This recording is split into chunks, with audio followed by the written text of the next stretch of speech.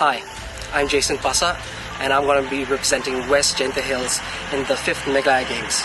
So this is my second Meghalaya Games. The first was held in Pynlong, which I played in, which was nice, but having to come all the way to Tura, a place that I've never been to, it's an experience, and I'm happy to do it because I get to see parts of my state that I've never been to. Here in Tura, I found the place extremely welcoming, from the shopkeepers even to the welcome committee. Sports in general is something that requires a lot of discipline, a lot of focus, and a lot of commitment. And that entails sacrificing. Sometimes sacrificing things that are good, like having fun with your friends, but also sometimes it's sacrificing some of the bad stuff, like a lot of drugs that are going on around town.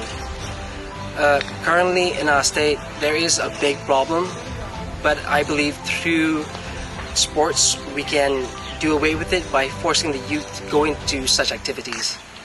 And with the help of the government, I'm sure we can move forward in cleaning our state and making it drug-free.